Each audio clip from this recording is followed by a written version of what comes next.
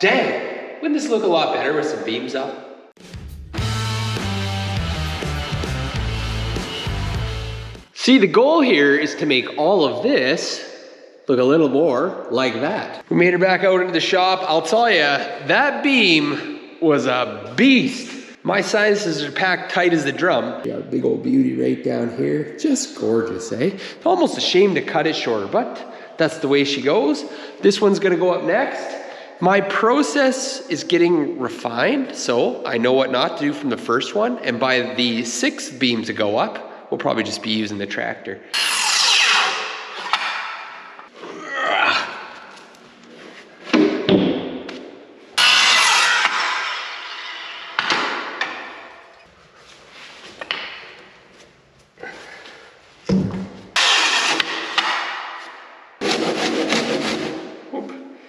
Lost an earplug.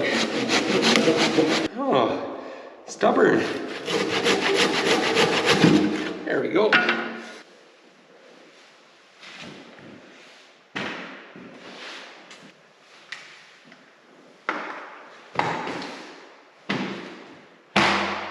Look at that, we're 3 feet closer to the ceiling.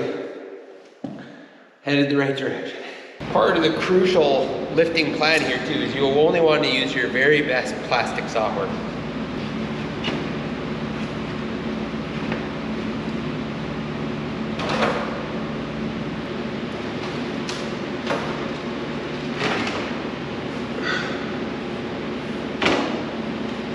And then if there's any decals on your Princess Auto scaffold that has the weight rating on them, you just gotta bear in mind that weight rating is for the platform as a whole. I mean, there's actually really no telling how much weight those individual bars will hold. See, by only lifting one end at a time, it's really not that bad. See? 225 pounds. There's no way that that 12-foot 8x10 weighs more than 225 pounds. Technically, it was only half of it.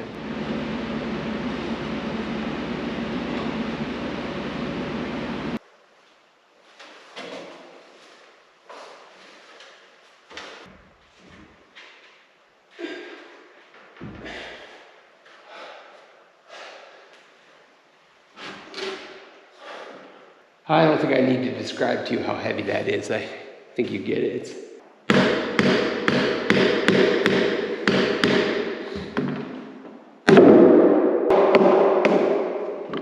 The only reason for the step is because I plumb forgot about this last section of beam.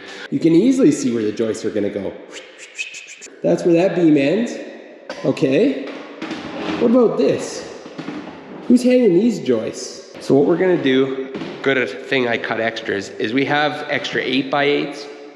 We're gonna go from this post, these 2 short spans, one here to here, and one here to here. And then that'll give us something to hang all of our floor joists off in this back corner and everything. It solves the problem. We couldn't have cut more 8x10s even if we wanted to.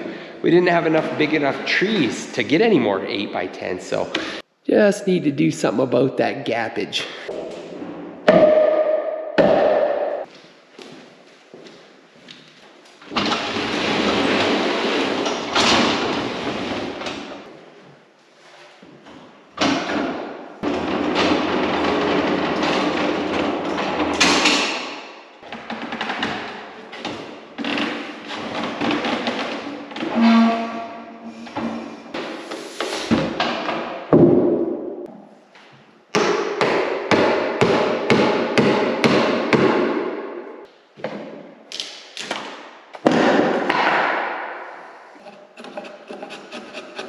All right, so this is the end of the line where we go from our 8x8, and then we're gonna transition 90 degrees back into the wall.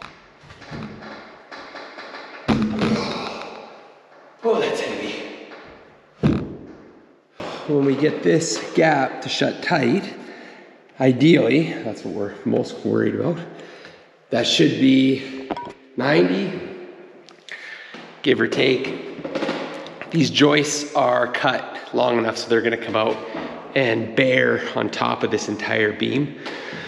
So if it's out a couple degrees, it ain't gonna matter. But aesthetically, we want this 45 to close tight. And the wall, look at that.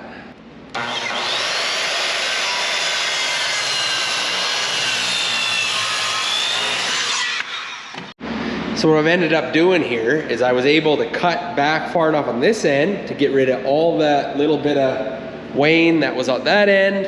And then at this end, this is why we used the specific beams in specific spots, because we knew we were gonna cut them. This is a 16 footer, so this basically from the pencil line out, we don't need that for this project. So I was able to chop that there and see where the bark starts again. I can get rid of all that less, that less sexy material and keep this whole project looking like the race car it is. The two big ones that are left, those are crown jewels. They're the clearest, straightest, and they're completely free of, I think they are anyways. Well, no, I fibbed, I can see a little bit. They're like better than the other four. Let's stick with that, let's not get carried away. All right, the last hurrah of the 8x10s. Very refined process we've moved on here. You notice this very nicely, somewhat cockeyed support column.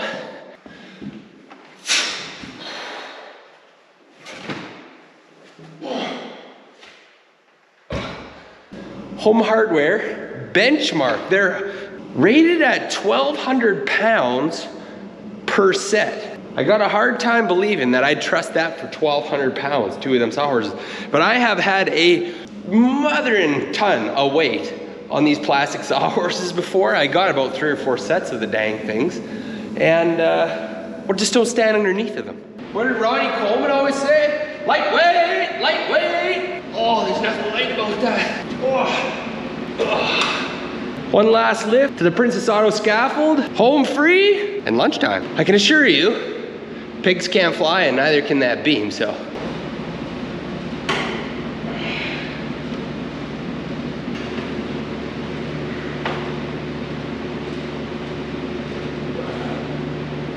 After you're done watching this video, I dare you to go and lift something now, and that's all you're gonna be able to hear is that Ronnie, I'm certain that it's Ronnie Coleman.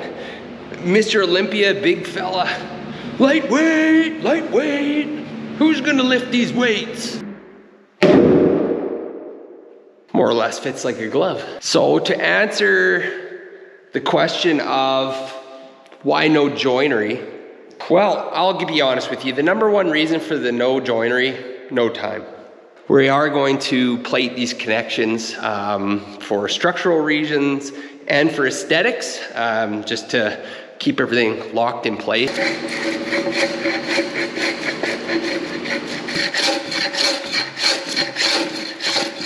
That last 8x8 we have had a little bit more wane on one side than the rest did, and it's gonna be put up towards the top on the inside, so it's not like visually noticeable right away.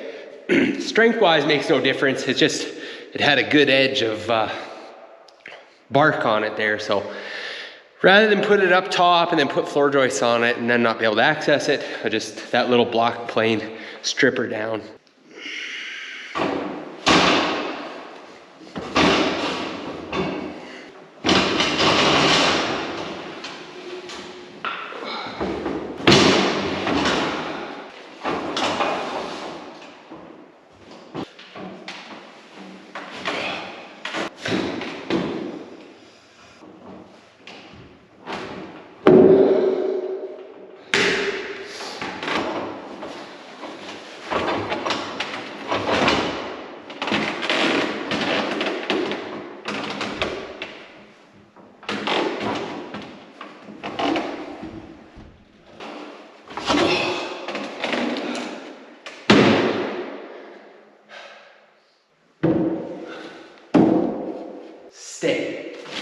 So this unit here will mark the last piece of the puzzle for the timber work, the big stuff, before the 2 main beams can go up. So I've already completed this side. You can see behind me, there's this front post and then this back post. Essentially just a lamination onto the side to pick up the load from these beams across. So this 8x8 and then this 4x8, they're gonna get bolted together, essentially forming one piece of the structure, all one unit. Just more economical on the lumber side or the log side of things. We didn't have enough to cut 8x12s out of.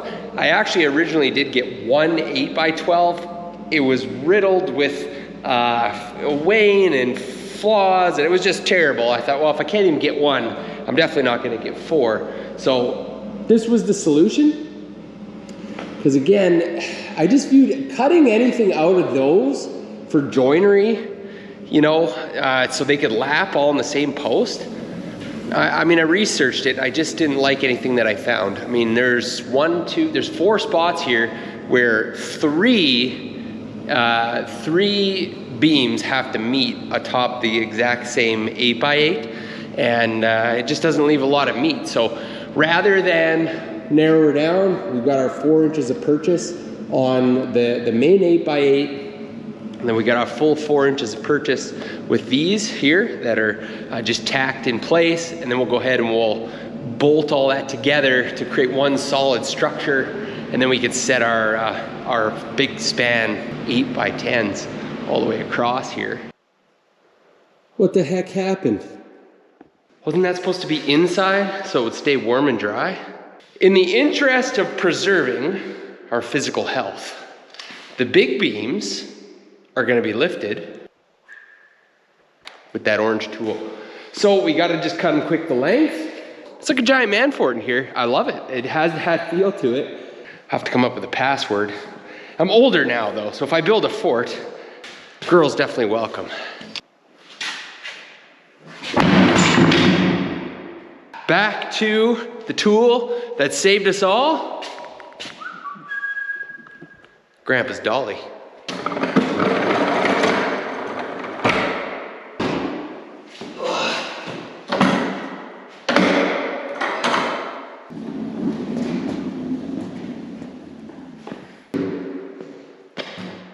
This would be the part I'd tell you, you want to double check your measurements and the straightness of your beam.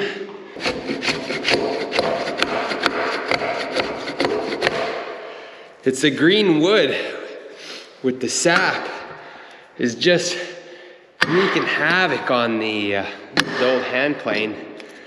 Well, what do you say we see if they fit? What else would they do, right?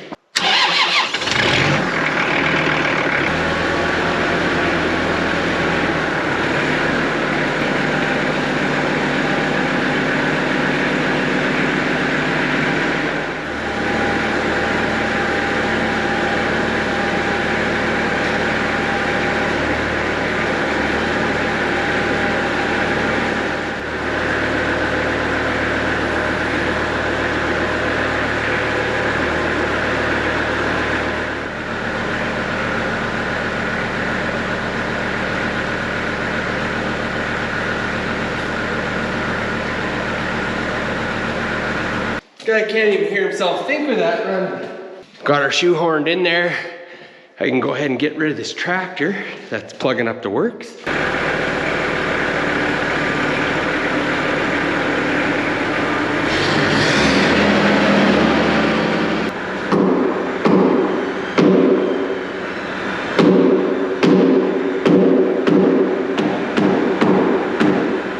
I took a phone call and then it was lunchtime, so now I'm back. But in case you're wondering, 52 minutes of this camera just filming that wall. Very riveting stuff.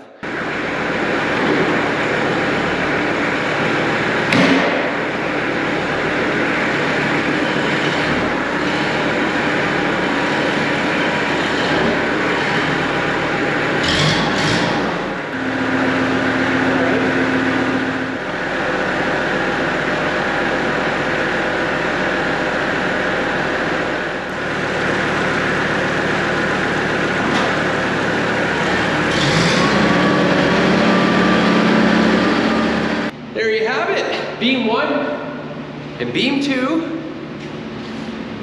It just feels like the building's giving me a hug. It really pulled it together. The stairwell. So the issue with the stairwell is there are only so many places it can go. If I put a stairwell here, up against the wall, out of the way, that's fine. But it's gonna take up 12 feet of space here. So for 12 feet, 4 feet out from the wall, I'm gonna have to cut joists off, and then I would have to have another supporting beam of some sort to frame that stair opening in. And we do not have that much material. Challenge, yes, it'd be challenging to put it there. Could I do it? Sure, I could. I could get some rough cuts. We could cut another tree down. We could chainsaw mill some stuff. Lots of options, little time.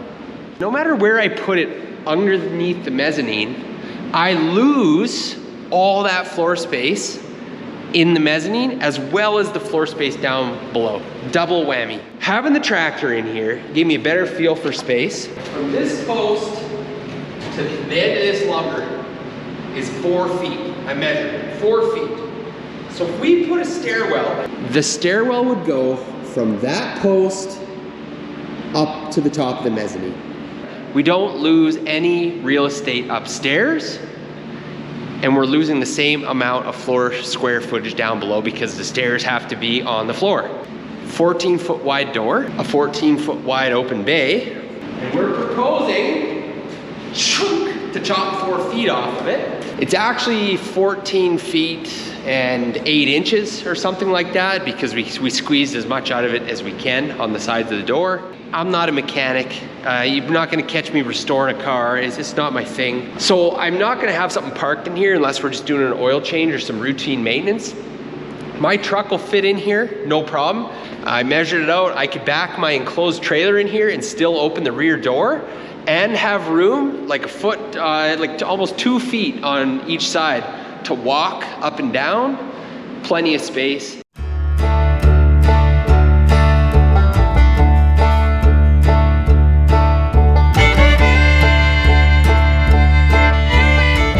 The heater just kicked on. With that, we're on to the floor joist. Basically, think of a house where you'd have a rim joist to tie all the ends of the joist together. Same idea here. So we're gonna have one on the outside edge, which makes it flush with the beam.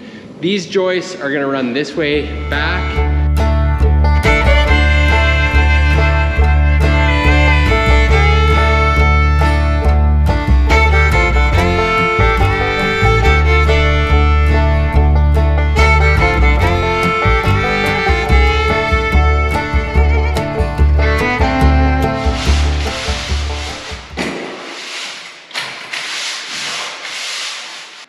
Figure a guy might as well get as much of that sawdust off him as possible. It's just going to dry up and fall off anyways. What I've decided to do is do these 2 sections first because I really wanted to do these ones 12-inch on center. If you're not familiar, on center means exactly like it sounds. Center of the top of the joist to the center of the top of the next joist. So I measure 12-inch. Standard is 16 or 24. Not where I live. I certainly don't build anything 24-inch on center. It doesn't save you a ton of boards in the end, and it's definitely not as strong. So I don't want any of this lumber left over when we're done, particularly because I have nowhere that I want to store it. So it's better it's used up. And 12-inch on center is just better than 16. Stronger, better, sure.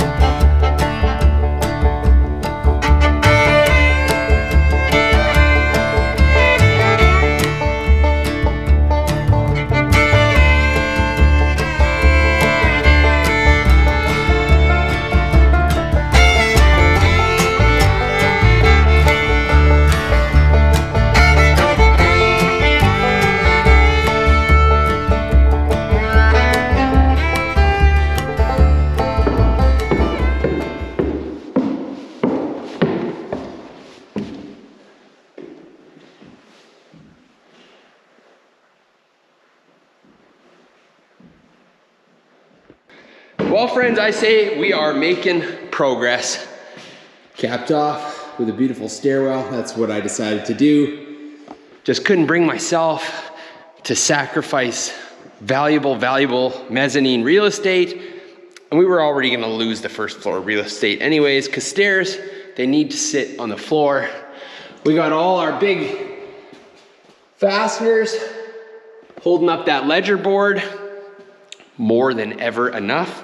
It's an easy thing to get addicted to, structural screws. If they weren't so dang expensive, well, you just put them on everything. So next steps, railing. We've got the subfloor decking there. Gotta get a floor, be a lot safer. Got some plans for the handrail, finish this off. But for now, the bulk of the framing is done. Little spot left for the chimney to go.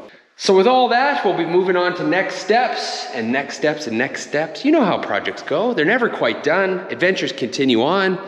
If you're curious what these two white boxes are, well, they're air conditioners. And if you're a savvy viewer and you have an idea why we might be running air conditioners inside of a building when it's minus 35 degrees Celsius outside, you leave it in the comments. And no, it's not just plainly because Spruce Stomper has lost his marbles. We've got blocks of firewood to pack. We've got buckets of firewood to pack up to the house. Perfect timing because we need all the heat we can get. I don't know what order this adventure is going to roll out in, but I appreciate watching, and I'll see you on the next go-round.